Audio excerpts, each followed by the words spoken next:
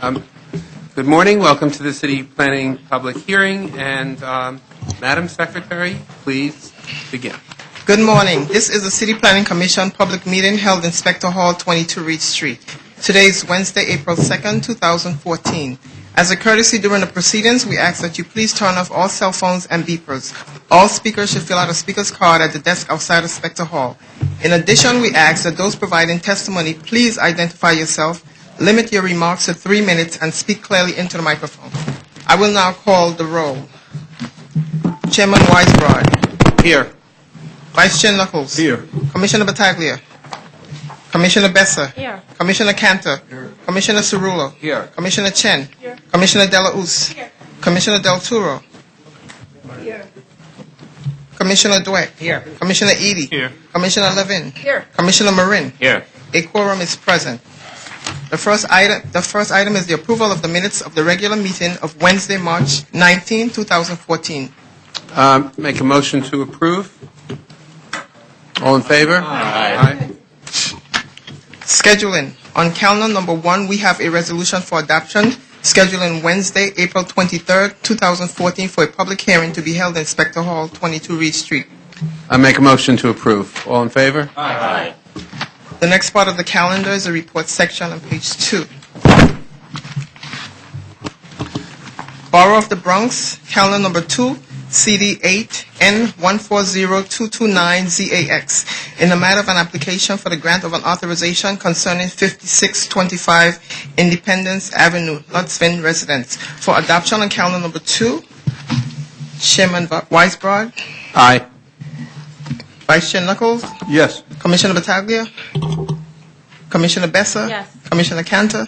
Commissioner Cerullo. Yes. Commissioner Chen. Yes. Commissioner De La Us. Yes. Commissioner Del Turo. Yes. Commissioner Dweck. Yes. Commissioner Edie. Yes. Commissioner Levin. Yes. Commissioner Marin. Yes. Calendar number 2 has been adopted. Borough of Brooklyn, calendar number 3, CD 18 C140155ZMK, in the matter of an application for an amendment of the zoning map concerning 1380 Rockaway Park rezoning. For a favorable report on calendar number 3, Chairman Weisbrod. Yes. Vice Chair Knuckles. Yes. Commissioner Besser. Yes. Commissioner Cantor. Yes. Commissioner Cerullo. Yes. Commissioner Chen. Yes. Commissioner De La Us. Yes. Commissioner Del Turo. Yes. Commissioner Dweck. Yes. Commissioner Edie. Yes. Commissioner Levin. Yes. Commissioner Marin. Yes. A favorable report has been adopted on calendar number 3. Borough of Manhattan, calendar number 4, CD2 C140167ZSM, in the matter of an application for the grant of a special permit concerning 59-61 Thompson Street. For a favorable report on calendar number 4, Chairman Weisbrod. Yes. Vice Chair Knuckles. Yes. Commissioner Besser. Yes. Commissioner Cantor. Yes. Commissioner Cerullo. Yes. Commissioner Chen. Yes. Commissioner De La Us. Yes. Commissioner Del Turo. Yes. Commissioner Dweck. Yes. Commissioner Edie. Yes. Commissioner Levin. Yes. Commissioner Marin. Yes. A favorable report has been adopted on calendar number 4. Borough of Manhattan, calendar numbers 5 through 8. Calendar number 5, CD8 C140157ZSM. Calendar number 6 has been withdrawn. Calendar number 7, C140068A, triple M. Calendar number 8, M821257D, ZAM. In the matter of applications for the grant of a special permit, an amendment of the city map, and for the grant of an authorization concerning the Rockefeller University expansion. For favorable reports on calendar numbers 5, 7, and 8. Chairman Weisbrod. Yes. Vice Chair Knuckles. Yes. Commissioner Besser. Yes. Commissioner Cantor. Yes. Commissioner Cerullo. Yes. Commissioner Chen. Yes. Commissioner De La Us. I just want to say that I appreciated learning more about the university as part of this process, and also appreciated their willingness to work with the community and welcome the community to the campus in a way that still allows them to maintain their focus on education and research that they advance. And I vote yes. Commissioner Del Turo. Yes. Commissioner Dweck. Yes. Commissioner Edie. Yes. Commissioner Levin. Yes. Commissioner Marin. Yes. Favorable reports have been adopted on calendar numbers 5, 7, and 8. Borough of Queens, calendar number 9, CD8 C120136ZSQ, in the matter of an application for the grant of a special permit concerning Meadow Park Rehabilitation Center. For a favorable report on calendar number 9, Chairman Weisbrod, Yes. Vice Chair Knuckles, Yes. Commissioner Bessa, Yes. Commissioner Cantor, Commissioner Cerullo, Yes. Commissioner Chen, Commissioner Delauss, Commissioner Del Turo, Yes. Commissioner Dweck, Yes. Commissioner Edie, Yes. Commissioner Levin, Yes. Commissioner Marin. Yes. A favorable report has been adopted on calendar number 9. Borough of Staten Island, calendar number 10, CD2, C110106, ZMR, in the matter of an application for an amendment of the zoning map concerning 1582 Richmond Avenue. For a favorable report on calendar number 10, Chairman Weisbrod, Yes. Vice Chair Knuckles, Yes.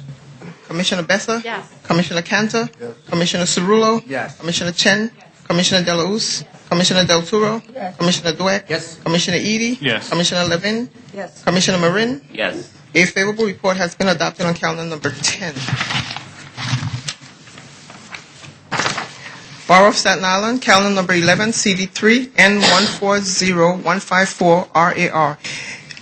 In the matter of an application for the grant of an authorization concerning 87 Detroit Avenue. For adoption on calendar number 11, Chairman Weisbrod, Yes. Vice Chair Knuckles, Yes. Commissioner Bessa, Yes. Commissioner Cantor, Commissioner Cerullo, Yes. Commissioner Chen, Commissioner Delauss, Commissioner Del Turo, Yes. Commissioner Dweck, Yes. Commissioner Edie, Yes. Commissioner Levin, Yes. Commissioner Marin. Yes. Calendar number 11 has been adopted. Borough of Staten Island, calendar number 12, CD2, N140150, ZCR, in the matter of an application for the grant of a certification concerning 75 Four Corners Road. For adoption on calendar number 12, Chairman Weisbrod, Yes. Vice Chair Knuckles, Yes. Commissioner Bessa, Yes. Commissioner Cantor, Yes. Commissioner Cerullo, Yes. Commissioner Chen, Commissioner Delauss, Commissioner Del Turo, Yes. Commissioner Dweck, Yes. Commissioner Edie, Yes. Commissioner Levin, Yes. Commissioner Marin. Yes. Calendar number 12 has been adopted. Borough of Staten Island, calendar number 13, CD3, N130278, RCR, in the matter of an application for the grant of a certification concerning Savona Court. For adoption on calendar number 13, Chairman Weisbrod, Yes. Vice Chair Knuckles, Yes. Commissioner Bessa, Recused. Commissioner Cantor, Yes. Commissioner Cerullo, Yes. Commissioner Chen, Yes. Commissioner Delauss, Commissioner Del Turo, Yes. Commissioner Dweck, Yes. Commissioner Edie, Yes. Commissioner Levin, Yes. Commissioner Marin. Yes. Calendar number 13 has been adopted. Borough of Staten Island, calendar number 14, CD3, N140271, RCR, in the matter of an application for the grant of a certification concerning Herbert Street. For adoption on calendar number 14, Chairman Weisbrod, Yes. Vice Chair Knuckles, Yes.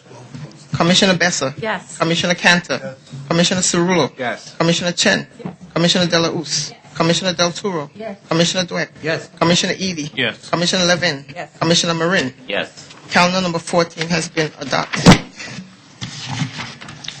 Borough of Staten Island, calendar number 15, CD3, N140234, RCR, in the matter of an application for the grant of a certification concerning 130 Fabian Street. For adoption on calendar number 15, Chairman Weisbrod, Yes. Vice Chair Knuckles, Yes. Commissioner Battaglia, Yes, and Chairman Weisbrod, with your permission, I'd like to be voted in the affirmative on the previous votes. So directed. Thank you so much. Commissioner Bessa, Yes. Commissioner Cantor, Commissioner Cerullo, Yes. Commissioner Chen, Commissioner Delauss, Commissioner Del Turo, Yes. Commissioner Dweck, Yes. Commissioner Edie, Yes. Commissioner Levin, Yes. Commissioner Marin. Yes. Calendar number 15 has been adopted. Borough of Staten Island, calendar number 16, CD3, N110290, RCR, in the matter of an application for the grant of a certification concerning 4 Louise Street. For adoption on calendar number 16, Chairman Weisbrod, Yes. Vice Chair Knuckles, Yes. Commissioner Battaglia, Yes. Commissioner Bessa, Yes. Commissioner Cantor, Commissioner Cerullo, Yes. Commissioner Chen, Commissioner Delauss, Commissioner Del Turo, Yes. Commissioner Dweck, Yes. Commissioner Edie, Yes. Commissioner Levin, Yes. Commissioner Marin. Yes. Calendar number 16 has been adopted. The next part of the calendar is the public hearing section on page 11. Borough of Brooklyn, calendar number 17, CD9, C100202, ZMK. A public hearing in the matter of an application for an amendment of the zoning map concerning Empire Boulevard rezoning. Mr. Chairman, before we start, I'd like to let the record reflect my recusal on the matter. Yes, the record shall reflect, and thank you, Commissioner Dweck. The first speaker is Jerry Johnson. Mr. Johnson.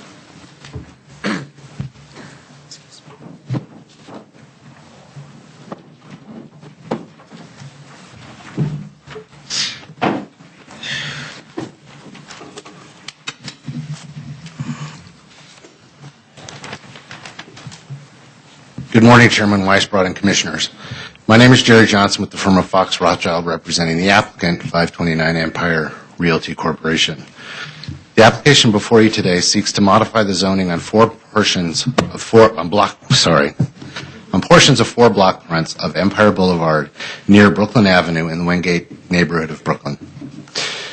The rezoning will change from an R5 and a C13 overlay to an R7A with a C24 overlay. The applicant owns 4 parcels on the north side of Empire Boulevard, right here, outlined in red, currently developed with a supermarket and other local commercial uses. The remainder of the rezoning area is primarily developed at a much higher density than current regulations permit, and this rezoning will bring those parcels into greater compliance with the resolution. In addition, at the request of the department, this action will remove the commercial overlay at the edges of the southern blocks and western blocks, which covers areas with no commercial uses and will prohibit the expansion of commercial uses onto those residential properties. The rezoning, if approved, will permit the redevelopment of the 4 parcels owned by the applicant with a new mixed-use building, including approximately 24,000 of commercial use on the ground floor, 21,000 square feet of commercial uses on the second floor, and 68,000 square feet of residential uses above, with approximately 68 units. Accessory parking for 66 vehicles will be provided below grade access by entrances on both sides of the building. The building has been designed and complies with the contextual R7A regulations. Community Board 9 has approved the application on condition that affordable housing be provided.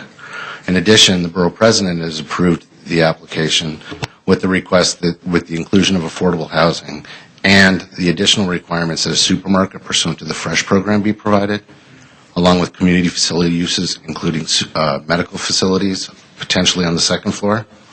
And finally, the Borough President expressed an interest in local hiring and the inclusion of minority and women-owned business enterprises. The applicant has agreed to provide a supermarket and will seek a certification pursuant to the FRESH program when the project moves forward. In addition, the applicant has agreed to provide community facility uses on the second floor, which may include community medical uses, and has committed to provide affordable units pursuant to the programs in effect at the time the development moves forward along the lines of inclusionary model and 428 programs, which provide for 20% affordable units.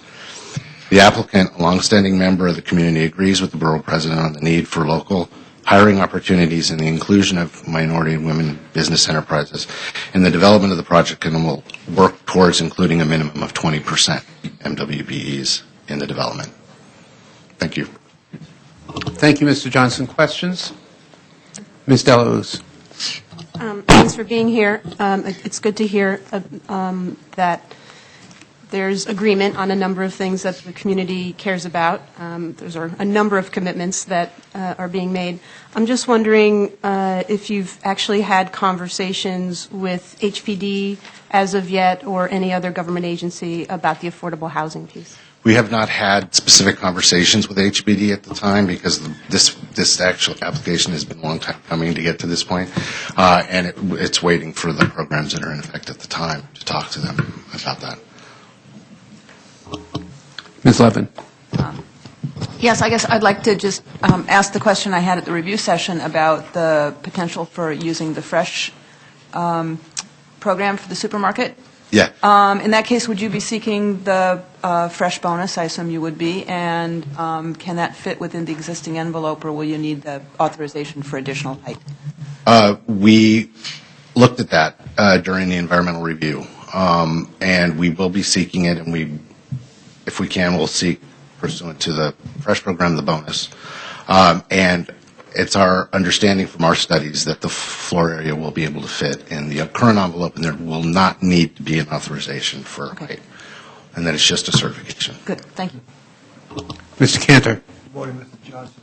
Did I understand you correctly in your response to Commissioner Delau's? You have no agreements in place yet with respect to the affordable housing? That's correct. And what happens if none can be reached? I mean, we're going to pursue them, and we're going to pursue. I understand, and I'm asking, what happens if none can be reached?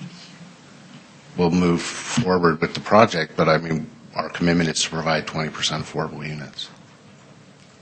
But isn't that conditioned upon assistance? A commission upon entering the programs through HPD, that's correct. I guess you don't have the ability right now to answer my question That's directly, correct. do you? That's correct. Thank you. Mr. Reade, did you question? Any other questions? Thank you very much, Mr. Johnson. Thank you. Are there any other speakers on this matter? Hearing is closed. Borough of Manhattan, calendar number 18, CD 7, C130208, ZMM. A public hearing in the matter of an application for an amendment of the zoning map concerning West 106th Street rezoning.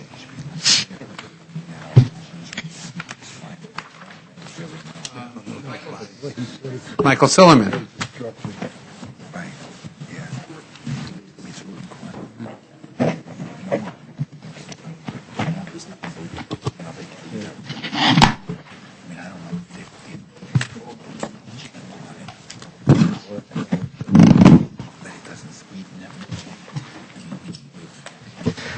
Good morning, Mr. Chair and Commissioners. Michael Sillerman from Kramer 11, counsel for applicant PWV Owner LLC on an application for an amendment of the zoning map to rezone two mid-block parcels on the Upper West Side block surrounded by West 106th Street, West 105th Street, Amsterdam, and Columbus Avenue as shown to my right from their current R72 classification to R8A and R8B designations. The rezoning would restore these parcels from their carve-out from the contextual rezoning of the surrounding 51-block area adopted in 2007, the only parcel so excluded. It would, as the borough president put it, quote, help reunite the site with the surrounding R8A and R8B zoning districts and the intent of the original 2007 Upper West Side rezoning. Our client and affiliate of the Shatreat Group is the prospective purchaser from the Jewish Home Life Care, which operates a nursing home on the site. Jewish Home is developing a new nursing home elsewhere on the Upper West Side. The 51-block area surrounding the surrounding property underwent a comprehensive rezoning adopted in 2007 based on a department study which found that the prevalent R72 and R8 zoning, which encouraged the construction of tall towers set back from the street, was not consistent with the area's built character. And under the rezoning approved by the Commission, the portion of the subject property on 106th Street, a wide street, would have been rezoned to R8A, which sets a maximum FAR of 6.5 and a maximum building height of 120 feet. The West 105th Street, narrow street, would have been rezoned to R8B, which allows an FAR of 4 and a maximum building height of 75 feet. At the time of the rezoning, Jewish Home was planning to redevelop the subject property with a new long-term care facility in one or more residential buildings based on the R72 zoning, which would have been incompatible with the proposed R8A and R8B zoning. And in deference to their plan at that time, the City Council approved the contextual rezoning except for this block. It modified it to retain the R72 designation, and Jewish Home entered into an MOU with the community in which it agreed that if it did not build, any new development would be limited to the R8A and R8B contextual zoning envelope. Since that time, Jewish Home has decided not to proceed with the development of the site. It's building elsewhere, as I mentioned, we're the contract vendee. As part of our contract with them, we committed to apply for this rezoning. There's no longer a rationale for excluding this property from the contextual rezoning. This has been strongly supported by Community Board 7 by a vote of 31-2 and by the Borough President. So we respectfully ask your support for this correction, this land use correction. Thank you, Mr. Silliman. Questions? Mr. Knuckles.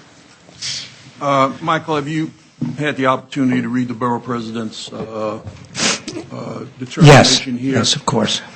What have you to say with regard to her concern and advocacy for an inclusionary housing-like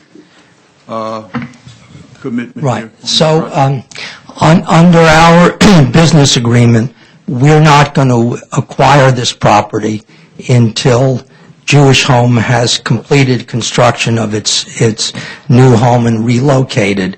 That's not expected to occur until 2018 or later.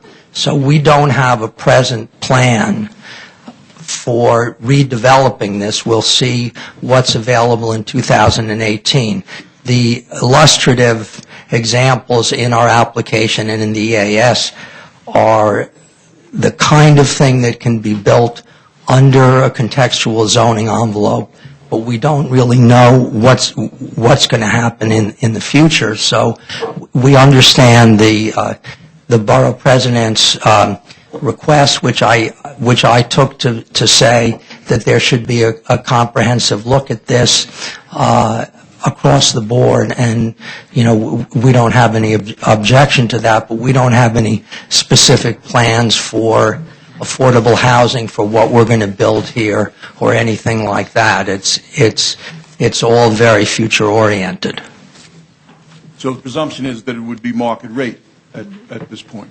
The presumption is that there's not a presumption. We'll have to see what the world is like in 2018, what programs are available, and so on. Ms. Delos. So if in 2018 mandatory inclusionary zoning is in place, obviously you would comply with that, right? Yes, no, obviously, and there is no intent here and actually no ability to rush to vest under either the current zoning now or this zoning if it was adopted prior to some other approach to it. Obviously, we're well aware of the priority in the administration to increase affordable housing. Okay, thanks. I mean, I should say in this, the reason the applicant is bringing this zoning forward is because this was our commitment in our contract with Jewish Home. It's based on an understanding with the community that if this carve-out wasn't necessary for a new long-term care facility, that it would be returned to the contextual zoning, either by contractual agreement, or I think this is a better way of doing it, to restore it to what your commission and the community board and that local Manhattan Valley community deeply wanted. Any other questions? Thank you, Mr. Silliman. Jesse Bodine? Am I pronouncing that correctly? Is it Bodine or Bodine? Bodine? Pardon me. He told me Bodine. Should always listen to the vice chairman. That's what happens. Thank you, Mr. As long as it's not Jethro Bodine. Good morning, Chair and Commissioners. I'm Jesse Bodine, Director of Community Development in the Land Use Division, here on behalf of Manhattan Borough President Gail A. Brewer to support the application by PWV Owner LLC for a zoning map amendment. This application is for a contextual rezoning of an R72 zoning district to an R8A zoning district for Lot 20 and an R8B zoning district for Lot 57 of Block 1860. The property is roughly bounded by West 106th Street and West 105th Street between Amsterdam Avenue and Columbus Avenue in the Manhattan Valley neighborhood of Manhattan. The site is located in Community Board 7. Its neighborhood character is principally residential and community facility uses, with commercial retail primarily located on the ground floor along Broadway, Amsterdam Avenue, and Columbus Avenue. In 2007, the City Planning Commission approved a comprehensive contextual rezoning application for the Upper West Side. The Commission rezoned a number of avenues and mid-blocks from R8 and R72 districts to contextual R9A, R8A, and R8B districts. The site was not included in the final approval since at the time an existing nursing home facility operated by Jewish Home Life Care was planning a redevelopment that would have been incompatible with the height and setback restrictions of the rezoning. By way of MOU with the Community Board, JHL Jewish Home agreed that if a development other than a long-term care facility would be built on the site, the new development would be limited to the contextual rezoning prescribed in the 2007 rezoning. Jewish Home has decided to construct a new long-term care facility in another location, and Jewish Home has entered into an agreement to sell the site to an applicant of the zoning map amendment application before you. While the development plans have changed and the R72 district requirements are no longer appropriate, similar to Community Board 7's resolution, the Office of Manhattan Borough President is not endorsing the move by Jewish Home from its present location. And in addition, the applicant's environmental assessment statement scenarios assume all future residential units would be market rate units. Since the redevelopment of this site is anticipated to occur not earlier than 2017 or 18, the Manhattan Borough President believes that this is a sufficient time to develop a program that would provide affordable housing in sites such as these, and encourages the Commission and HPD to work with the applicant to include an affordable housing component in any future residential development on this site. On the merits of the rezoning, the Borough President believes that the proposed contextual rezoning will help reunite the site with the surrounding R8 and R8B zoning districts and in the intent of the original 2007 Upper West Side rezoning. Therefore, in conclusion, the Manhattan Borough President recommends the approval of this application. Thank you for your time and your consideration. Thank you, Mr. Bodine. Questions? Thank you. Thank you. Mark Diller?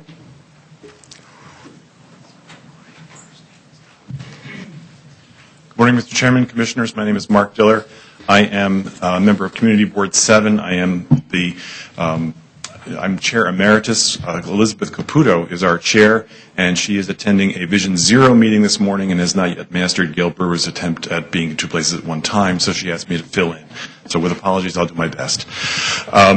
We are here to make two essential points. You've already heard the particulars of the application, so I won't repeat them.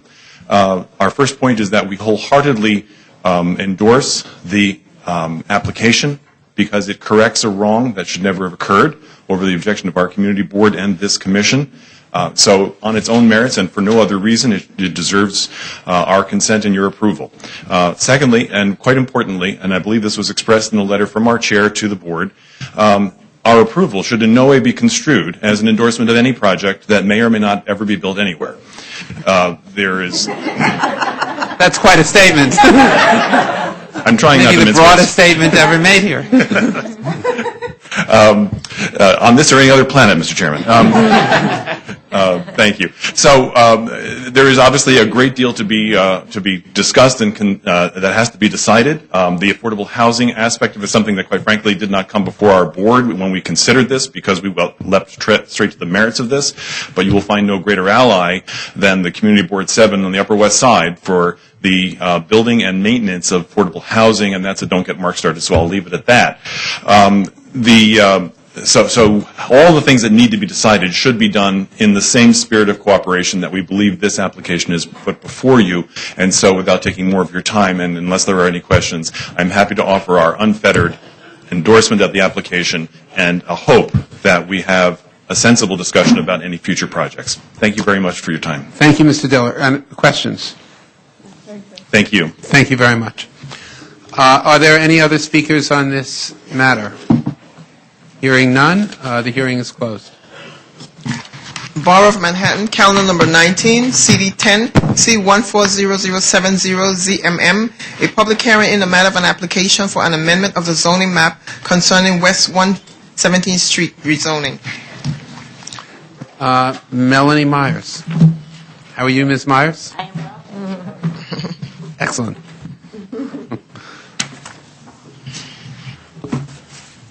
I'll start, Russell. images are being put up. Good morning. Nice to see you all. My name is Melanie Myers. I'm a partner with Reade, Frank, Harris, Shriver, and Jacobson. I'm here representing 117th Street Equities, LLC. It's an affiliate of the Artemis Company, and we're here to talk about an application for a rezoning. Oh, you're doing it in a different way. Yeah. Okay. Let's just put...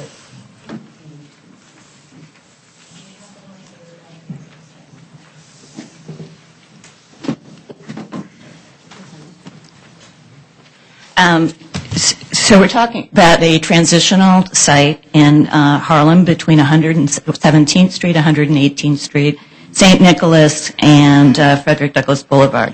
What we are proposing is a rezoning of the block from its current R7A to R8A, which would be extending the zone that exists along the Frederick Douglass Boulevard frontage for the remainder of the block. The application will do two things. One, it will bring some buildings that are on the project, on the block, into compliance or better compliance with existing zoning.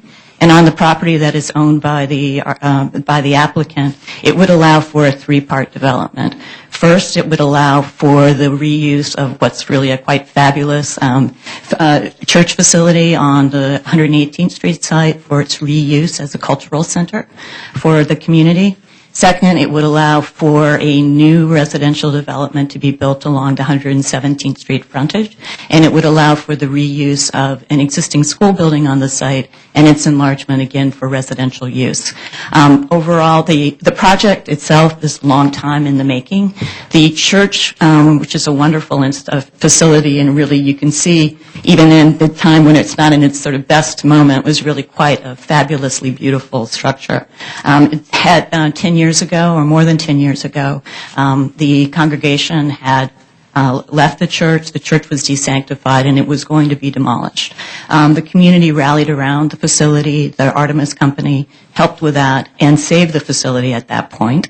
More recently, they acquired the property about a little more than a year ago, and immediately started work on the facility. They have stabilized the facility. They have renovated and shored up the front, and they've been working with the community to come up with the right program to make sure that we have a self-sustaining facility within the church, and that it's one that is going to be a lasting contribution to the community. We're very pleased that we received a recommendation of support from the community board, recommendation of support from the borough president. In those recommendations, we've agreed that we will continue to work with the groups as well as the Department of Cultural Affairs to make sure that the community facility, the cultural center, is the best facility that it can be. And we've worked on some of the massing as well. So appreciate your time. Questions? Ms. Levin. Yes. Melanie, I have a whole series of questions about the nature and the sort of structure of the proposed community facility use here. In my own mind, it's driven by recognition that the R8A zoning is really something that's a little bit out of scale for the St. Nicholas Avenue frontage, and the premise of this application, I understand, is that it's necessary in order to facilitate the preservation of the church, which I understand has been a hot topic up in Harlem for a long time. So it's great that Artemis has figured out a way to do it. But, from other experience, creating a not-for-profit space is a challenging endeavor. And much easier done when you have an identified tenant, which I gather is not the case here. Could you tell us a little bit more about how that space will be sort of legally structured, how it will be operated, how it will function as a community facility?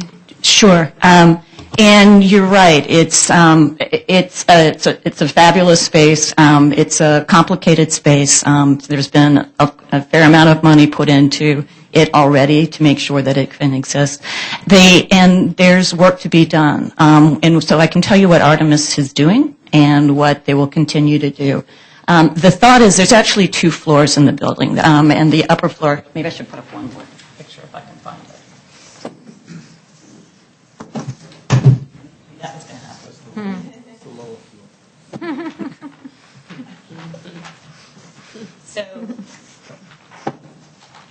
From a space standpoint, there's this, what is effectively was half of the nave of the church, and it is in below grade. There's actually an additional floor, so there's really 2 floors of opportunity here.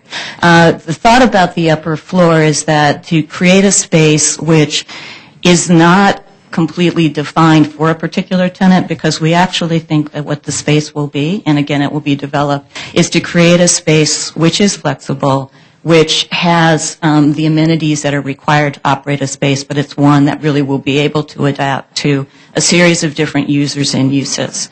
What Artemis is doing from a community standpoint, it is reaching out to, has reached out, will continue to reach out to a host of different potential users that could use both the main space as well as the space below grade. We have some letters from some of those users which we'll put into the record. They've also been talking and will continue to talk to different types of operators. I can give sort of a list of the people that have been that they have discussed this project with, and but the thought is that it is a space that can be maintained. It's a space that is going to be simple enough that it has real opportunities. One of the recommendations and suggestions of the borough president was to reach out to the Department of Cultural Affairs. They were nice enough to do that, actually on behalf of the project, and there's an interest there. So one of the other things that Artemis will be doing is working with the Department of Cultural Affairs for opportunities. From a structure standpoint, the idea would be that the building would be it's a standalone building. It would be owned by a not-for-profit. They'd be looking for a not-for-profit manager.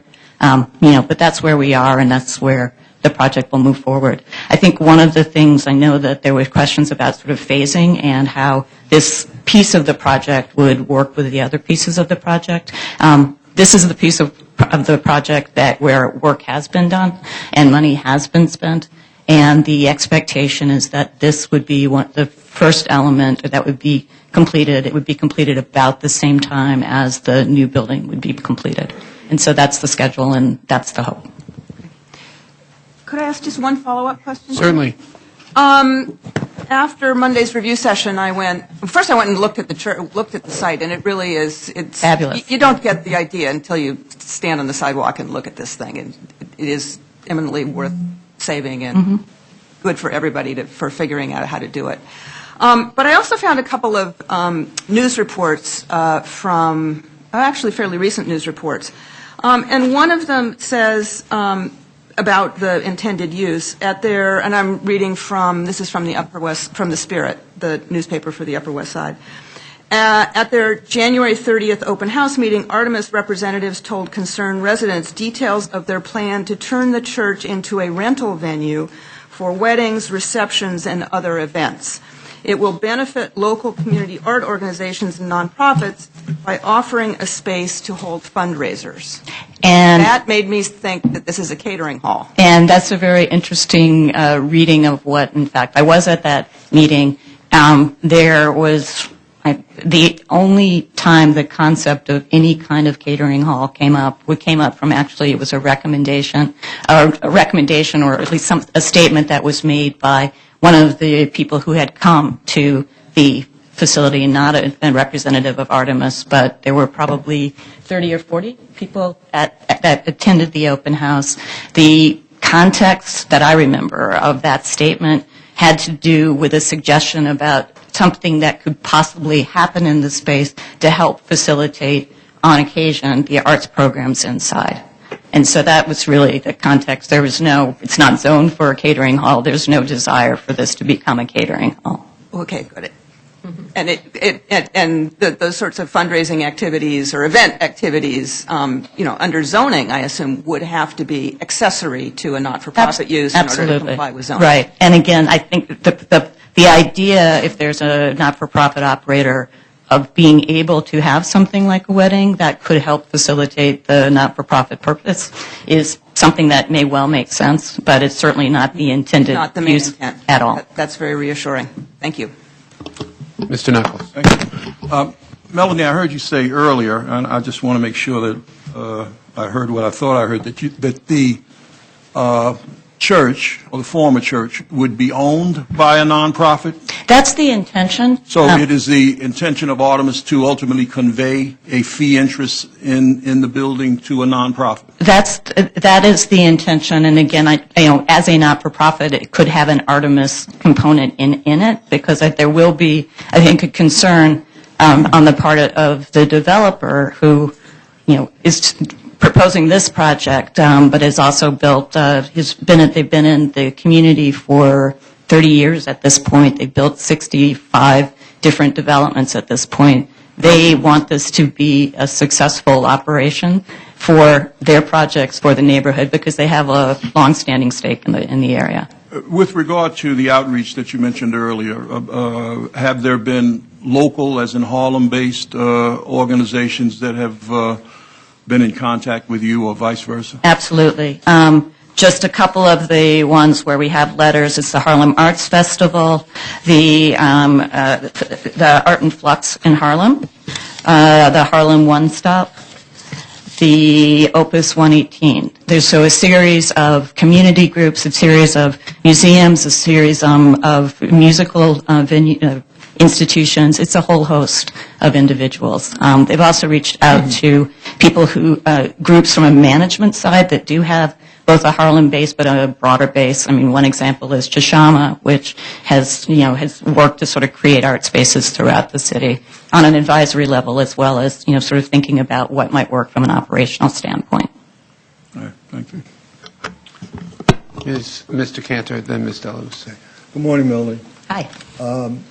Two questions. The upper floor now, does it have a CO for a public assembly? The upper floor of the church, it has a certificate of occupancy for that kind of institution. From a occupancy standpoint, I believe the numbers, it's high enough to allow for public assembly. There will need to be a revised certificate of occupancy before the project is occupied. But the work that's been done to date has been done as an Alt-2, I guess, application to allow for the stabilization. But there will be a change to the CFO. Is the interior or the exterior landmarked or designated? It is not, and one could wonder why, but it is not. Okay. Thank you. Ms. Delos. Melanie, thanks for being here. I'm wondering if we can turn to the residential component of the project. And there's obviously the redevelopment of the school site and then the new construction. And I wonder if you could speak to the plans with the affordable housing component. Sure. So the building on 117th Street is a new building.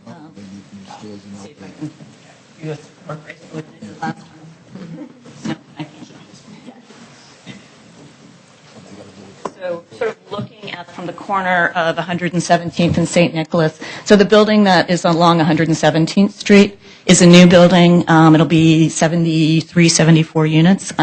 And the plan is that will be 80/20 rental. They're expecting to get tax-exempt financing. They are not, at this point, looking for additional subsidy from HPD. So that is the plan for that site. For the along St. Nicholas, it's another 73, 74, can't remember which has which, project, and that would be dependent on the availability of subsidies. It's not easy to do a reconfiguration and enlargement under the current programs.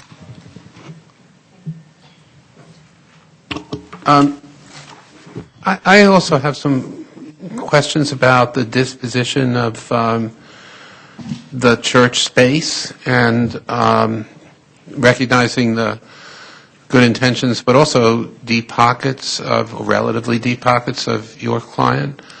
Some concerns about a disposition on a fee basis to a not-for-profit that may or may not also have those same deep pockets and may or may not be able to sustain an arts program over a period of time. And what would happen under those circumstances?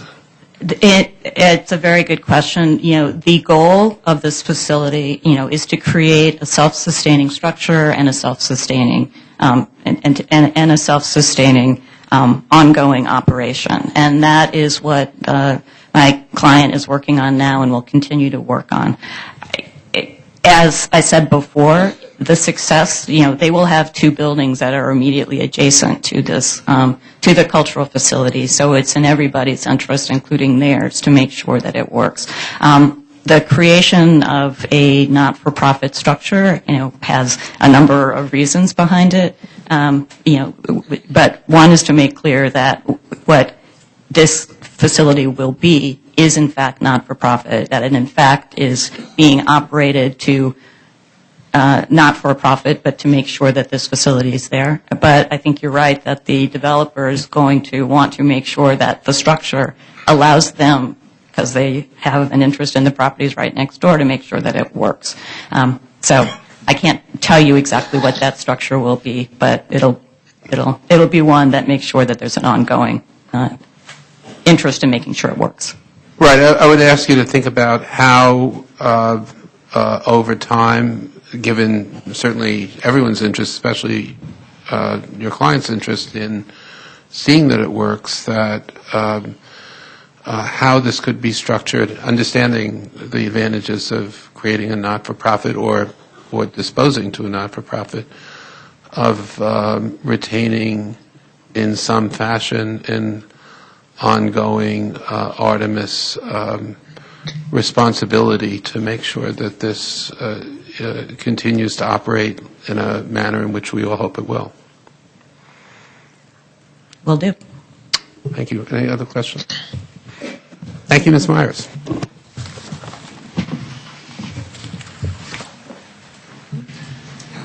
Michael Sandler.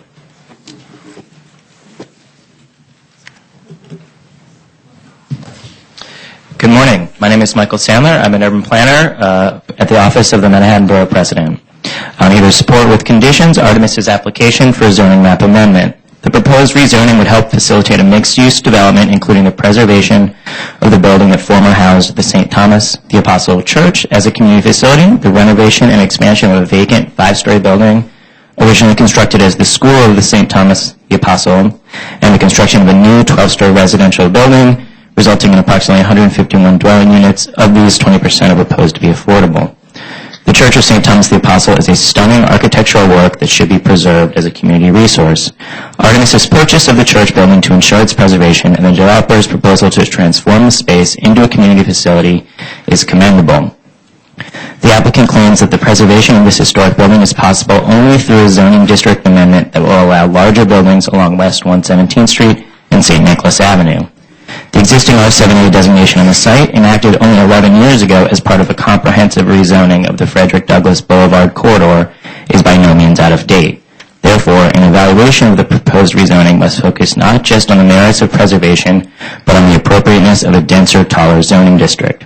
This new zoning district will additionally grant new development rights to what could become a significant city-owned development site and will set the context for future developments in the area.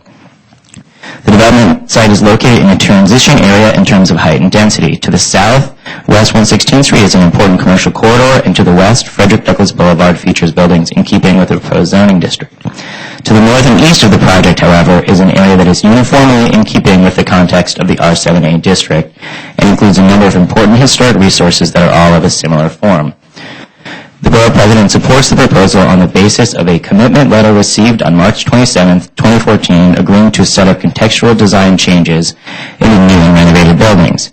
Both buildings will include contextual facades on the sides, which are visible from the street, and portions of the upper floors will be set back such that additional height and bulk are less visible.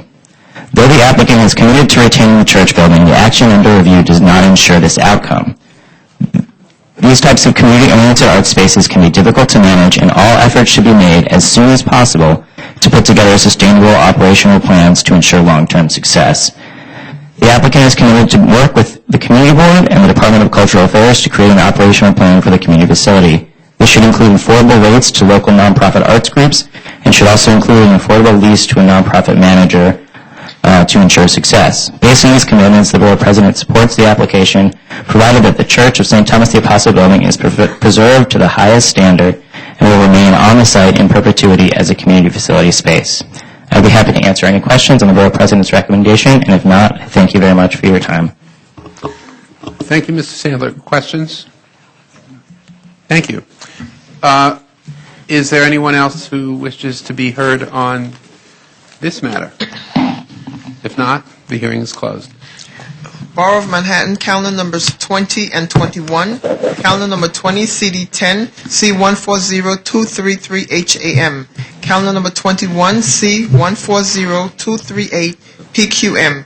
A public hearing in the matter of applications for acquisition of property, UDAP designation, project approval, and disposition of city-owned property located at 492 St. Nicholas Avenue. Thebia Walters. Thebia Walters. Thebia, right? Yes. Ah. Okay, great. Thank you. Good morning, Chairman Weisbrod, Vice Chair Knuckles, and Commissioners. I am pleased to testify on behalf of the Department of Housing Preservation and Development in support of this ULURP application for the acquisition, disposition, UDAP designation, and project approval of a formerly city-owned property located at 492 St. Nicholas Avenue. In 1994, HPD disposed of a series of buildings known as Strivers Plaza 2 to Greater Harlem Housing Development Corporation to be rehabilitated and brought online as low-income housing. The development site, vacant lot on the corner of 135th and St. Nicholas Avenue, was included in the disposition cluster with the requirement that it be maintained as open space. The goal of this open space was to preserve a mural painted by a local artist on the wall of the adjacent building, also owned by Greater Harlem. The mural was covered in around 2008 when necessary waterproofing work was performed. The site was never intended for the new construction of affordable housing due to its size, which is one of the reasons that HPD is comfortable with facilitating this new project absent an affordable housing component. During discussions with HPD a few years ago, HPD in Greater Harlem, a multi-tiered approach was developed to help improve the financial and physical condition of the Strivers Plaza 2 portfolio, which totals 117 units of low-income housing. This included capital improvements to the buildings, a change in property management, and the sale of this vacant lot to cover debts associated with the project. HPD believes that these actions, along with the additional assistance from HPD's Asset Management Division, will secure the financial and physical stability of the 117 affordable units and the Greater Harlem Housing Development Corporation. The proposed development will provide approximately 12 to 14 market rate condominium units. It will also remove the presence of a lot that has remained vacant for well over 20 years, while providing a local Harlem organization with an infusion of capital to help carry out their goal of maintaining their affordable housing portfolio. One of the things that I kind of wanted to stress is that prior to even starting ULURP, we had been out to the community board a number of times to discuss this project. I think we came a long way, which is evident in their positive recommendation of the application. We also had a very long, thorough, fruitful conversation with the Manhattan Borough President's Office, and as outlined in their recommendation, Greater Harlem has made commitments to working with HPD, which they actually have been over the years. We actually have a very long relationship with Greater Harlem. But to work with HPD's Division of Asset Management, to continue to, we're working towards closing a rehabilitation loan with them for weatherization and other capital improvements, and to also enter into our voluntary repair agreement program. So there will be assigned a code enforcement officer who will go out and inspect the buildings. A lot of the violations that are currently on the buildings have actually been corrected, but they have not been removed. So those are some of the steps that HPD and Greater Harlem are taking to work towards a common goal. Thank you, Ms. Walters. Questions? Ms. Delos. Hi, how are you? Thanks for being here, and thanks for explaining why HPD believes it's more appropriate to dispose of this, become market rate housing, rather than develop it as affordable housing. The question I have really has to do with the appraisal. Mm-hmm. Considering it's 14 market rate units, approximately 17,000 square feet, I'm just wondering, it seems 1.2 million seems a bit low. And I'm just wondering if you could help Yeah, share so some more information about that, because obviously more money would mean more preservation of affordable housing. Right, so there are a few things. I mean, for HPD's disposition process, we're actually going through the appraisal process now because that's part of the mayoral approvals. But this project, and I guess the negotiation between FLOT Development and Greater Harlem happened outside of HPD. It was, I guess you can say that there's probably a price to going through ULURP. I feel like they started this conversation maybe 3 years ago. And had they not had to go through ULURP, they would have been able to close a long time ago. That I'm sure that could be a discount in the appraisal price. I know in other lots in the vicinity, they have appraised maybe slightly less. This isn't those lots were a little further up, so this is in a very nice location. So one point, it may actually pencil out. So we're going through that appraisal process now, but whether or not HPD would actually get involved in trying to negotiate a higher purchase price, I can't really say. It's a little bit outside, given that there's no affordable housing component. So just as follow-up, you mentioned that there's going to be closing of loans with HPD, with Greater Harlem, on the weatherization piece. So does that actually include any of the money that would come from this transaction as part of participation? No. No. So the money that Greater Harlem is to receive through our 8A program, those are reservoir funds. The proceeds from the sale of this lot are going to pay down debts that have accrued on these properties, and then any leftover money would go back into the Strivers 2 portfolio to cover costs that are not capitally eligible. Which under 8A is quite a few things unless rules change. Yep. Okay, well, all the more reason, though, for the appraisal to be looked at more closely. Mr. Reade. Hi, good morning. Good morning. The disposition is going to be handled by HPD disposition? Yes. And would you not have to do it subject to an appraisal, or would you be able to go with whatever contract, whatever agreement Greater Harlem has already entered into?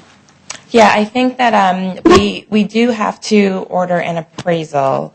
And, I mean, if the appraised value comes out to be higher than what has been agreed upon, I guess that's a question that I'd have to take back to legal to see if that triggers something. I'm not really sure, but we can definitely follow up to see, what that would mean. That would be helpful. We can get you an answer. Any other questions? Thank you, Ms. Walters. Thank you. Charles Powell.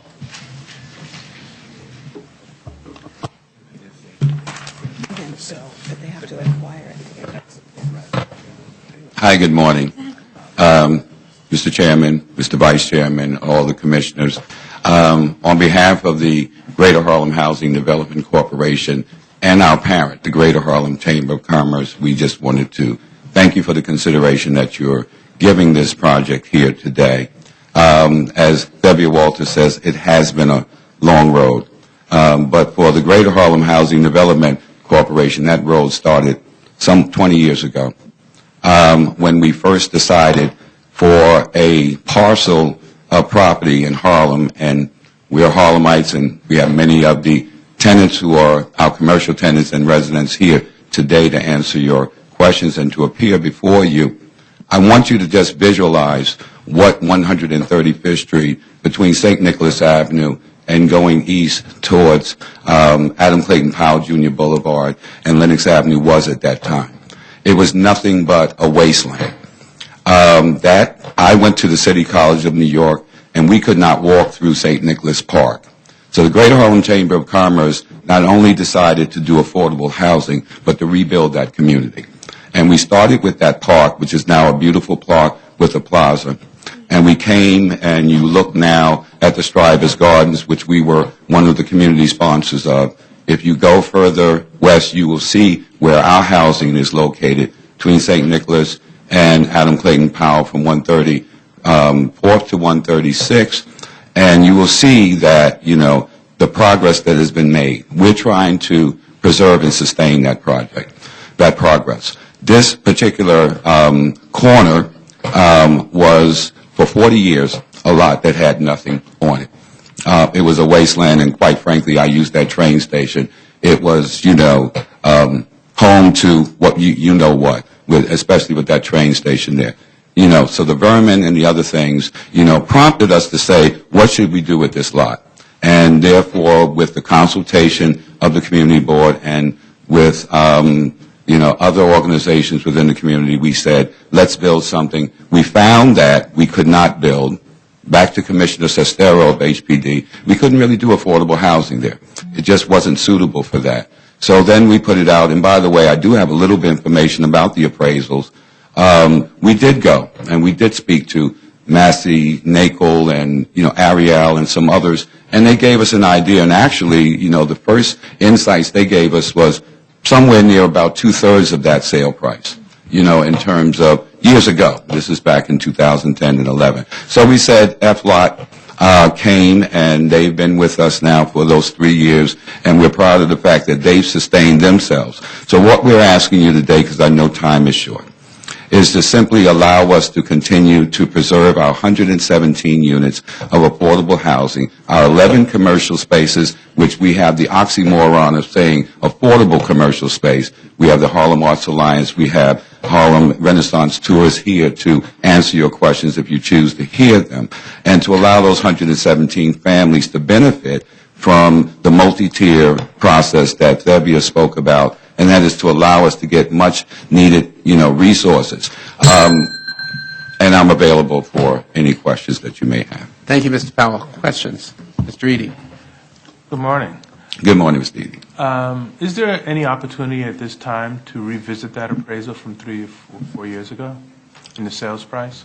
Well, I think I would defer to, again, any recommendations that you may have or our partners, HPD, in this process. It hasn't come up before, I must tell you, in all of our consultations with the community board, with the borough president's office, until today. I think it's something that we absolutely have to look at, but we do have a contract of sale. I mean, we do have a firm written commitment, so as lawyers, I'm sure that they wouldn't like to have a contract that was entered into with full consideration on both sides, being reviewed again. But I wasn't sure. I'll defer to greater minds on that one. I wasn't sure of the nature of the agreement currently. Yeah, we do have a contract of sale. We've actually, FLOT's been ready to close for quite some time now. Ms. Battaglia. Mr. Powell, good morning. Good morning, Take my hat Commissioner. off to you and your organization. You've certainly turned around a section of town that sorely needed it. I endorse the concept of putting the sale price back into maintaining the affordable units. I know how difficult it is, rising cost of maintenance, Yes. to keep housing affordable, and it's really important in this town. I heard you say that you would be utilizing the money not only to maintain and upgrade the affordable housing units, but also the commercial spaces. Is that the case? Well, these are mixed-use, developments, and so we considered the annexation of commercial spaces. I must say, though, we do, as others have, and we've learned from long experience that our commercial tenants really are responsible for maintaining them, but there is a connection. There are some infrastructure situations. It's all, connected to systems, so when we are in fact dealing with, for example, our new boilers, those spaces are heated as well, the lighting, the electrical, the waterproofing we've done, and the roofing. You've had, issues with leaks, and that's what Ms. Walters was talking about. Having to take that beautiful mural down was simply the thereto and to seal the building. We didn't like doing that. We loved that. We know Ademola, the artist, and it was beautiful. But we needed to take care of our tenants who were having some issues with insulation and waterproofing. And so we had to take that choice. I mean, we're prepared to make the hard choices. I mean, I think you all know the Chamber. You know who we are and Greater Harlem Housing. And all we're saying is that this is our community. We're committed to it. We want the best for this community. We feel that this project reflects that. And we're open to our partnership with HPD. And with the community board and this planning commission. We are all one with a common mission. So we stand ready just to get your recommendations and move this along and make sure those 117 families could stay in affordable housing. Thank you. Ms. Levin. Yes, I guess maybe one of the reasons you're getting pressed on the question of the appraisal and the price is that at least, in the scale of deals that we see at the commission, $1.2 million doesn't go very far. And Ms. Walters mentioned that the proceeds would be used first to pay off existing debts. Right. How much is that debt amount? Actually, I did not bring, but I think it's public knowledge. We actually have sought pre-clearance from, as you know, we're required as a not-for-profit to seek a clearance through the Charities Division of the Attorney General's Office. I know information has been shared. I know HPD has it. We can share the fact that the reason I'm hesitating in answering, while we've been waiting for this to happen, our use list has kind of like been worked on our behalf. So when we're talking about ECBs or water and sewer issues, we've helped resolve some of those things in the past. So that list will be changing. But I would think if I were to guess, probably I think we were in the 800,000 to 900,000 range when we made our projections. I know Lucille Mcewen is going to be speaking on that, and maybe she can also answer that during her time. Okay, so you're really only going to have about $300,000 to deal with. But a much, much healthier situation, pretty much. By the way, as the report even from the Borough President's Office, we're able to pay our mortgages, we're able to pay our Con Edisons, we're able to do the rest. What we're not able to do, and I think one of the commissioners mentioned it, is, when you're talking about capital improvements, and I wish that you guys could do something about that. I mean, that narrowness by which what is defined as capital. So if we want to replace, ventilators on the rooftop and without replacing the entire ventilation system, that's not capital eligible. So we'll be using monies for that. So that's on the list. So there are repair things on the list. There are rehabilitation things on the list. There are upgrade things on the list, like bringing apartments and upgrading with electrical and plumbing. That's on our list. So that's in that list of source of uses. So it's not a matter of just saying, hey, we got to pay debt, and then now we'll get to the buildings. It's incorporated. I hope that was a helpful answer, but there is a list. I guess the essential question is this going to get you out of the hole and back in? I think we're out of the, let's put it this way. I think the head's out, and we're breathing, and certainly we're going to get the rest out. With the combination of this and again, our next 8A, and the fact that we are now working with Douglas Elliman on our commercial spaces, so we're increasing, our income on our commercial spaces. And, the one thing that we won't do is we won't change the affordability of these apartments. We refuse to do anything that's going to take those 117 units out of the affordable ranges. But we're open to other creative methods and devices, all legal, of ensuring that we're reducing debt and increasing our service or product. Mr. Murray, did you have a question?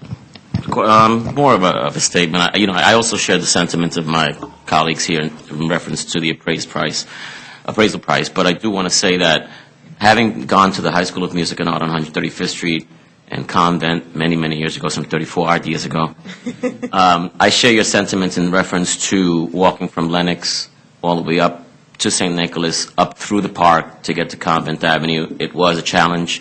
It was a time when the city was in its worst condition. Being a teenager, I was fearless. I didn't see anything dangerous in the park. It just is what it is. But I do commend you guys for the work that you've done in Harlem. I see the efforts going into this lot, and the proceeds coming back to Greater Harlem is a good thing. I also happen to think that having a commercial overlay here kind of assists livening up that park and bringing people down from Convent Avenue and St. Nicholas Terrace down through to the lower portion. I think it's a great project. I just hope that at the end everyone comes out healthy, and that this project does benefit both 135th Street and St. Nicholas, because it's one of the few missing teeth left in the community. I applaud your efforts. Thank you. We share that sentiment. Thank you, Mr. Powell. Thank you so much. Now the aforementioned Lucille Mcewen.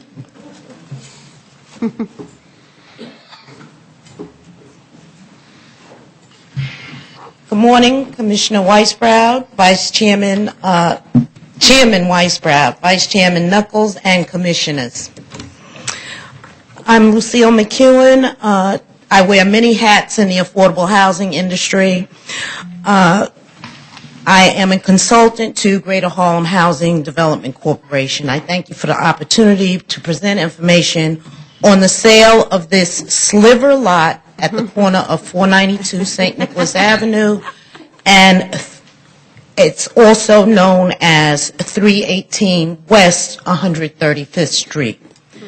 I wanted to point out that additional address because the commercial nature of 135th Street made it important to also include the commercial at the ground floor.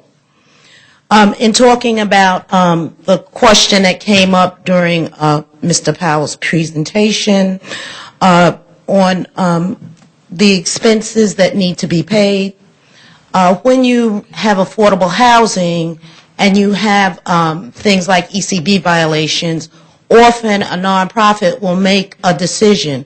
Do I continue to make repairs in the building, or do I pay the sometimes very exorbitant fines associated with prior violations? And in many instances, because the Greater Harlem Housing Development Corporation sees their client as the residents in the building and not the financial health of how much money the building is generating, they often made the choices to deal with issues that protect the long-term health and viability of the building and the residents. GHHDC has worked in close consultation with HPD, and together they've identified sources of funding, including selling the vacant lot to pay down some of the debts. And those debts include attorney's fees, because when you do go to collect rents, quite often, if a tenant cannot pay and they are in court for many months, you have several $1,000s in legal fees for any unit that you take to court. And then quite often, that rent is not fully paid, or the tenant, if the tenant is evicted, you lose all of that rent, but you're still obligated to pay your attorney if you want them to take the next case. So part of those debts include attorney's fees. Part of those debts include ECB violations, some long-term bills that have been accruing, water and sewer and Con Edison, where you have long-term agreements to pay down your debt, but you don't have the full lump sum of cash to pay it off. I don't know if you have any specific questions. We'll ask the question. Thank you, Ms. McEwen. Mr. Knuckles. Lucille, good morning. Thank you for your testimony. You are familiar with the nomenclature of AMI, yes. About $75,000 a year citywide.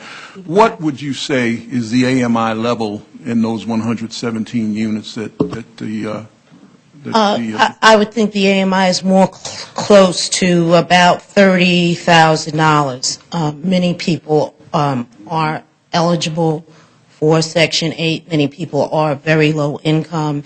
And in the economic downturn, I think a much higher percentage of people in that project lost jobs, as did many people living in the Harlem community. So it's about 40% AMI? Yes. Roughly. Did you have anything to add? You were in the process of concluding. I just want to say that GHHDC has worked closely with HPD since the inception of this project, not only with HPD, but with many of the city agencies. They've worked closely with the local precinct in dealing with many of the issues of gun violence in the immediate area and other things. And anyone who is familiar with Harlem knows that the 135th Street corridor has seen a tremendous turnaround.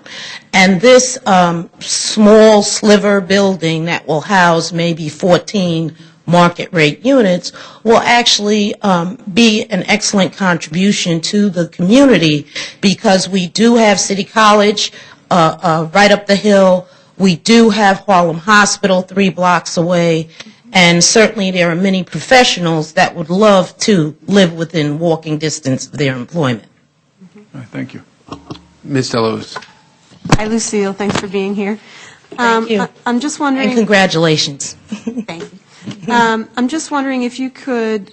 Does Greater Harlem only have these 117 units, or are there more units in the portfolio? Because obviously, any manager that has less than 1,000 units often is struggling with many of the things that you just raised. Yes, the 117 units is their total holding of affordable housing. Okay. So this is obviously critical to the overall mission. Thank you. Ms. Battaglia. Good morning, Lucille. It's so nice to morning. see you. I'd like to say that in the 20 years or so that I know you, I have great respect for you, but I'm sure the chair will then say in the 25 years that he's known you. I do want to say, as a person who also wears many hats, I take each of those hats off to you for your work in affordable housing. Thank you. I cannot imagine that the majority of people in those 117 units are at 30 or 40% of AMI. So my question is, does the development have project-based Section 8? You mentioned Section 8. Is there the possibility, I know HPD is in the room, of perhaps enhancing some of those project-based Section 8 so that you could sustain the viability moving forward? Well, that's certainly a wonderful idea, and we will discuss it with HPD. Do you have any project-based Section 8 in the, No, we do not. There are a couple of tenants that have a Section 8 voucher, that's portable. Thank you. Any other questions? Thank you very much, Ms. McEwen. Thank you. Anthony Cruzar? Am I pronouncing that correctly? Cruzor. Cruzor. Yes. Okay. Thank you. Good morning, Mr. Chairman, Mr. Vice Chairman, all commissioners. Thank you. I'm the face of FLOT, and you've heard a lot of discussion about FLOT and the developer, and here I am.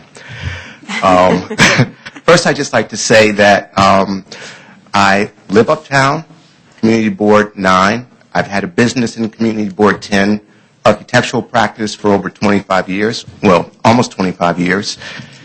And about 10 years ago, I went back to school and got a degree in real estate development. In fact, you were one of my teachers. This is true. Let's just see how you do. We formed FLOT in 2011, and presently we have one building under construction, which is in the Mount Morris area. In 2011, we actually went into contract to purchase the 492 property, and it was going to be a private sale. And when we finally got ready to go to the closing, and this was probably after 9 to 11 months of working with GHHDC on them going through the process with the Attorney General's office in order to do the sale privately, we then found out that there was a deed restriction that if we wanted the property, we would need to go through the ULURP process. As a good student of yours, I said, well, what better way to learn how to be a developer in this city than to go through the ULURP process. So here I am. That's the right attitude. I'd like to make 3 points. The attraction in terms of picking this particular site was pretty much the fact that it's a corner lot. It just spews transit-orientated development. The B and the C stop there. The M2 is right there. There is a direct connection of bus service to the Bronx. And even though it's a sliver lot, the fact that it's an R8 zoning allows you to do 17,000 square feet there, and it has a commercial overlay. So with all that in mind, it seemed like the perfect site as far as doing a private development at the corner.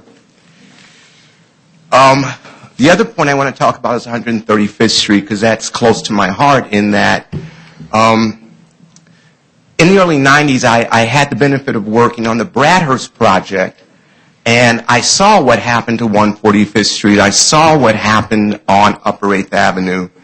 And in 1996, I moved my business from my apartment on 147th Street to Strivers Row on 138th Street. So I witnessed personally what happened to 135th Street. I saw Strivers Gardens being constructed. I walk through the park every day, and I see 492 right there on the corner every day. When I go home, I go to restaurants, I go shopping along 135th Street on my way home up to the park. Thank you, Mr. Cruzar. How you feel about the EULA process depends on where you sit, I suppose. But for old time's sake, I'll let you finish your couple of sentences. Well, the other thing I wanted to talk about, because there's been a lot of talk about contextual construction, and to the extent that the benefit for this, for me being both the architect and the developer of the project, is really trying to learn how to synthesize what the reaction is that you get from all the different agencies and from where you stand as an architect. And I just want to acknowledge that because that comes up constantly, and it is something that I'm internalizing and I'm learning what is that bridge, or what can that bridge be in terms of doing something that speaks to contextuality and understanding that this is the 21st century. We're building a building that's completely different than in the 19th century. Thank you. Questions? Mr. Murrin. Mr. Cruzar, thank you for your presentation. Along the lines of materials, can you articulate, because the diagram itself, the rendering itself doesn't talk to the materials that you're using. Can you articulate the materials that you're using on this building? Sure. Well, the thing that I want to say is that when we started off this ULERT process, I actually said to HBD, can we do something completely abstract? We haven't done construction drawings here. We haven't done design development. This is an image that came from 2011, right? And to the extent that we haven't had the opportunity to refine it, to take it to the next level, your question right now, your question that you're bringing up, I'm going to give you my reaction to where I think we're at right now, and not what's necessarily there. What I think is going to happen is that we're going to have a base of the building that's going to probably be in CMU block or concrete, poured concrete. And at that level, we can do something that's more literal in terms of stone, in terms of brick, right? That might better relate to what's going on in St. Nicholas Avenue. The upper floors are probably going to be lightweight gauge steel, and that'll probably be manufactured off-site. So then we're going to be looking at some choice of paneling, right? And it might be some type of veneer. And the veneer, the way that I'm thinking of it is more in terms of color right now, right? Because if it's solid, then it might have a red to it that relates closer to St. Nicholas Avenue. But the dominant thing that happens along 135th Street is the yellow character of Strivers Gardens. So it's something that's in process, but again, I'm hearing what people were saying and digesting it and then trying to regurgitate out, something that speaks to the interaction. Pulling out a hole. Thank you. Ms. Vitaglia. It is always desirable, but sometimes a challenge, to utilize a local workforce. And in a letter from the chair of the Housing Committee in the Assembly to the Borough President, it was noted that you will be utilizing a local workforce, both skilled and unskilled. Could you speak to that? Well, we haven't selected a contractor at this point, but we're certainly biased to using somebody who is local. Mm-hmm. So I can't give you a definitive in terms of who that might be. To the extent that we're considering some type of off-site manufacturing, then that begins to define what levels of subcontractors might be able to be introduced to the project in order to bridge that. Sure. So I can't give you definitives at this point, but that's how we're thinking. Got it. Thank you. Any other questions? Ms. Levin. No, we can never tell over here whether the microphone's on or off, but having Sure. just tried to listen to one of these tapes online, I realize how really important it is to get the thing, oh, it's got a light. It hasn't had a light for a long time. Just to go back to the question of the design for a minute. Sure. The borough president has made her recommendation, her recommended approval of this Sure. conditioned on having the contextually designed facade be part of the terms of the disposition of the property. So that sort of pushes us toward a more crisp understanding of the design, before the ULURP process ends. Is that something that you're agreeable to? Well, what I think is important is that how you define contextualism and how I interpret that in terms of being sensitive to what it is you're asking for and how I can best do it given the resources that we're working with. When I studied the buildings along St. Nicholas Avenues, I've looked at the Bromley, on all the Bromley maps from 1916. I see where the holes are. I see where new development happened both in the 70s and in the 90s, where there's missing teeth now, and what happened. The construction of the buildings next door happened with bearing wall construction, timbers spanning the cross, brick that was used for the bearing walls, which with the same brick was then shined up and used on the facades. Immigrant labor as far as dealing with the craftspersonship that expresses what's on the facade. So when you tell me, well, imitate that, I'm saying, well, I can't do that, but what I can do is I can look at the scale of the windows, I can look at the colors, I can look at items that are pertinent to what it is I can do in the 21st century that makes sense for the type of construction that's going on now.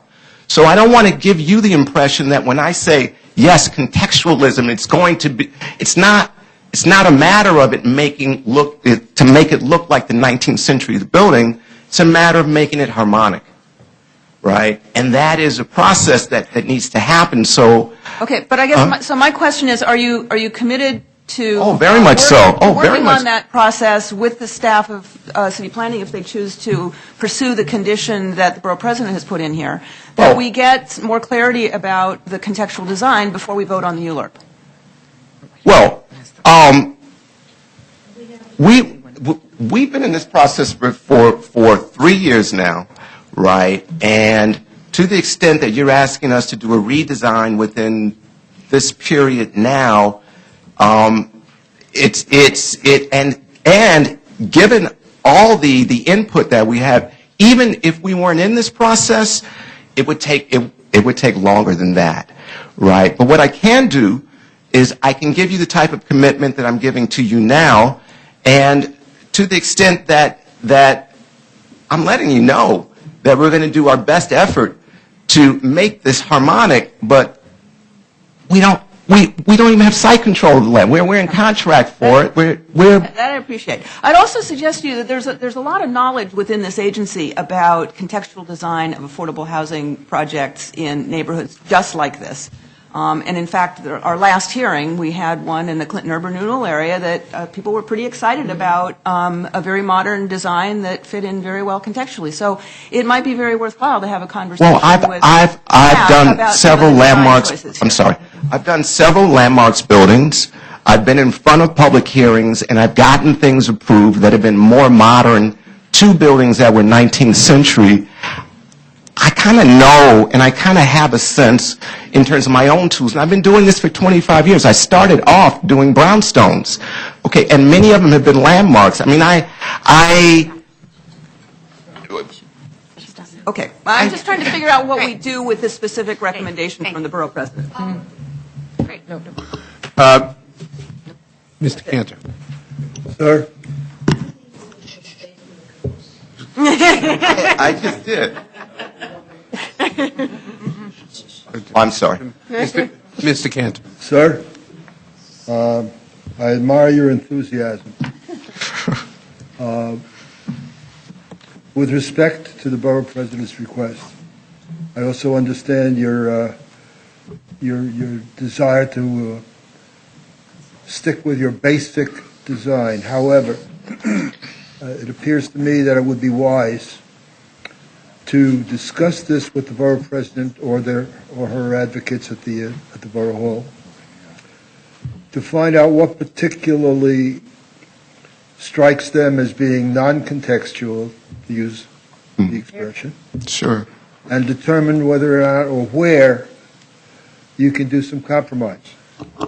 I have heard you advocate very strenuously your position. I don't think I heard you speak to the issue of compromise. I know compromise is a lousy word in this country lately. But I think it might be worthwhile for you to visit with the Borough President's people, as well as the suggestion by Commissioner Levin. Sure. With respect to your being both the architect and the developer, I'm reminded of a paraphrase. A lawyer who is a defendant who retains himself as his advocate has probably retained a fool. Now, what I'm saying that is, and I can say that from personal experience as an engineer, you get smart by being stupid. I would caution you, some of your rather grand ideas may not be compatible with the available funds. Be careful. Yes. Any other questions? Well, Thank you, Mr. Cruzor. Jasmine Heatley.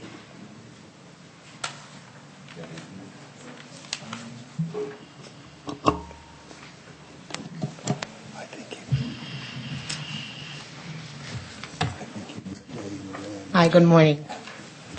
My name is Jasmine Heatley, and I'm the Administrative Coordinator at the Harlem Arts Alliance.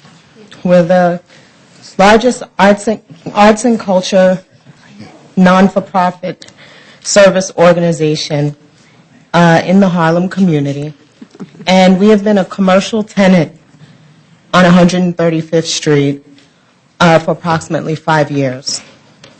We're located at the storefront of 229 West 135th Street. It is through our relationship with the Greater Harlem Development Corp that our organization has been able to remain in this central location, just blocks from City College, the Schomburg, and Aaron Davis Hall. We have an excellent landlord-tenant relationship that is regularly maintained with efficiency. And I'm in favor of the project. So. Thank you, Ms. Heatley. Thank you. Any questions? No. Thank you. Solomon Green.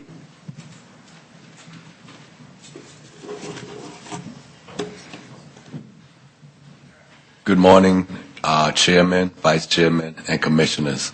I am a resident of the Greater Harlem Housing residents. The thing that I want to say is that I'm in favor of it because it helps me to maintain and be able to afford a place in Harlem that has a wonderful location, and the Greater Harlem Housing has been an excellent landlord. Great. Thank you. Thank you. Thank you. Thank you, Mr. Green. Any questions? Thank you, Mr. Green. Thank you for being here. Robert Tate.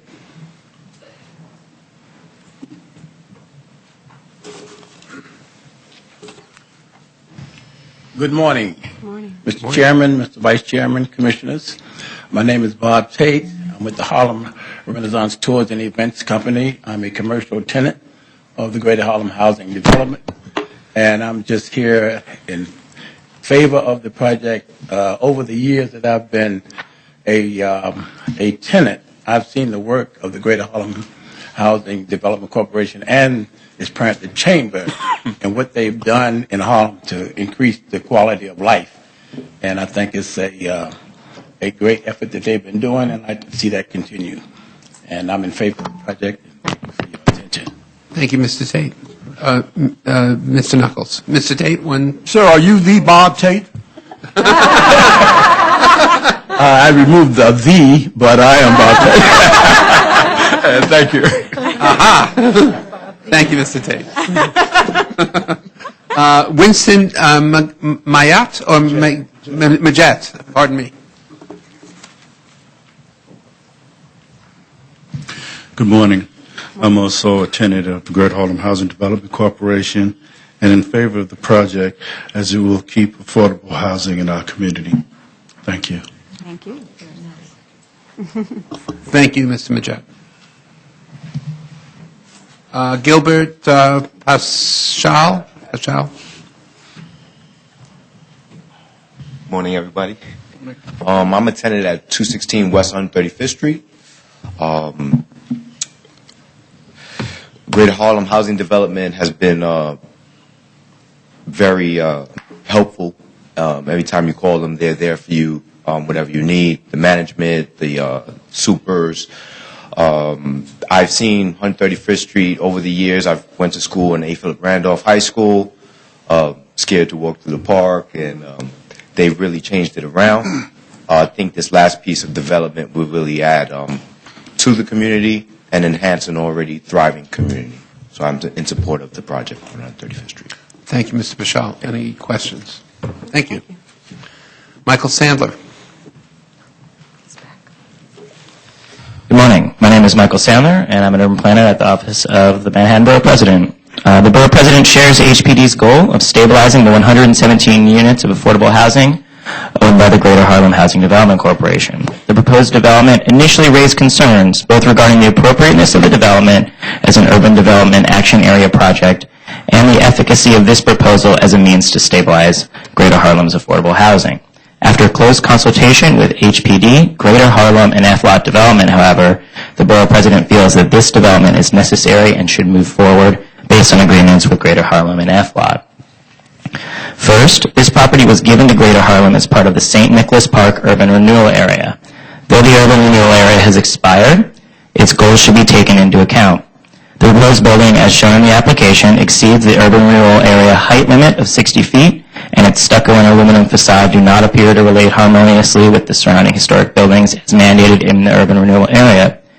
Because this proposed project is intended to net the highest sale price for the protection of affordable housing, the size of the building cannot be reduced. Through the use of contextual materials, however, the building could be made to fit harmoniously with the surrounding neighborhood. In a letter to the Borough President, FLOT has committed to the use of contextual materials in the new building, and based on this commitment, the Borough President feels that the proposed development is appropriate. Because the purpose of this application is to support the finances of what has been a troubled housing development, before moving forward, it must be assured that this sale will accomplish that purpose. The protection of affordable, rent-stabilized apartments is of the utmost significance. It is incumbent on HPD to make sure that Greater Harlem's affordable housing is well enough on its way to financial stability that an infusion of funds from the sale of this property will succeed in finally shoring up the long-term financial viability of the housing. Such a sale should be conditioned upon a process in which HPD takes an active role in setting up and implementing a plan for the financial health of the affordable housing. At that point, the sale of the vacant land would play a reasonable and necessary role in ensuring the protection of the affordable 117 units. In a letter to the Borough President, Greater Harlem has agreed to work closely with HPD and to enter into the Asset Management Program and the Volunteer Removal Program. Based on these commitments, the Borough President supports this application. I'd be happy to answer any questions there may be about the Borough President's recommendation. Thank you, Mr. Sandler. Any questions? Mr. Cantor. Question, please, with regard to the understanding of contextuality. I understand there's no renderings other than what we've seen. Does the Borough President believe that what has been represented as meeting her request, not requirements, does she understand where it's going at the end of the day? Obviously, there's no final design that we've seen as of now, but we have spoken with HPD and Greater Harlem and FLOT who have assured us, and they understand our concerns. We don't necessarily believe that metal panel that is the color of brick meets our needs, but that there are a number of facades that could be off the shelf that are prefab that could look like brick and that would fit in with the surrounding neighborhood. There are a number of historic resources that we feel the development should match. Okay, but Don't try to architect for the architect. Yeah, no, I mean, we're not designing the building, and we feel that we have gotten a commitment from them, and we feel comfortable with that. Thank you. And I believe there'll be a follow-up from them as well. Any other questions for Mr. Sandler? Thank you very much, Mr. Thank you. Sandler. Is there anyone else who wishes to be heard on this matter? The hearing is closed. Now, before we adjourn this meeting, I just want to make a couple of observations. One, I know we have some students from NYU's Stern School of Business here, so I hope you found this hearing interesting. Apologize for not providing you with more fireworks at one level. At another level, I'm very happy about that. But please do come back again.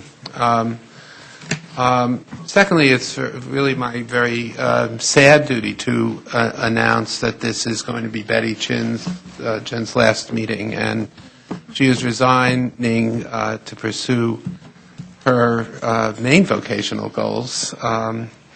It's very sad for me personally. I know that Betty has served on this commission with distinction for the past 7 years, and I think we first met in the bleak days after 9/11 when Betty was working on the revitalization of Lower Manhattan for the Lower Manhattan Development Corporation, and then we also had occasion to work together when she was doing her fine work at Governor's Island.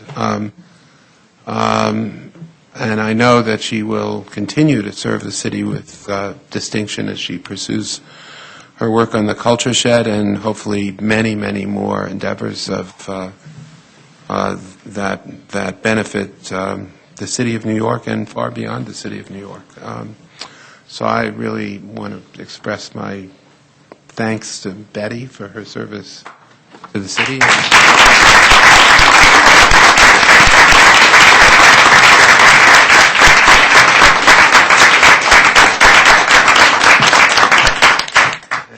And I know that all of us will continue to work with you, and although we'll miss you here. So thank you, Betty. Thank you. Thank you for your very kind words.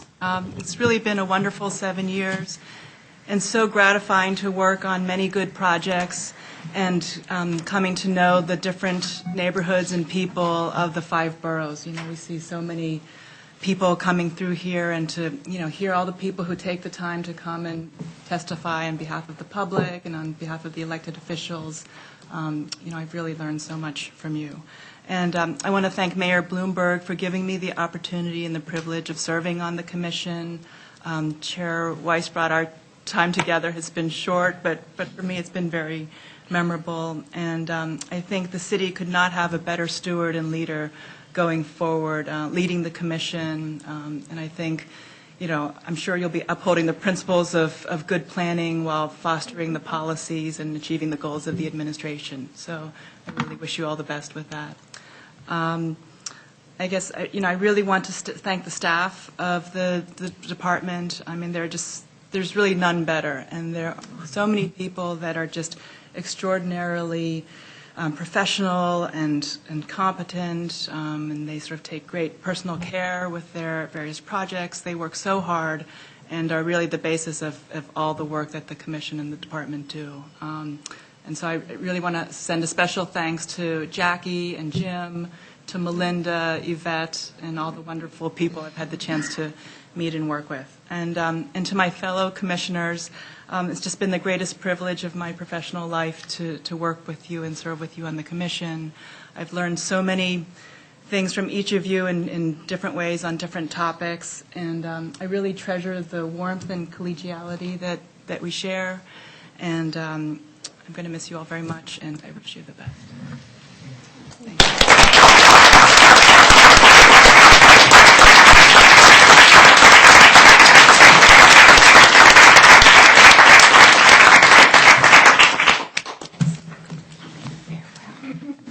Hearing's adjourned.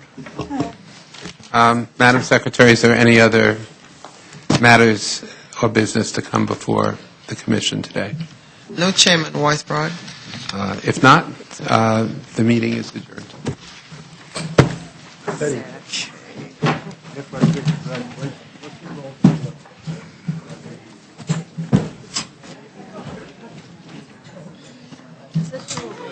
Is this me?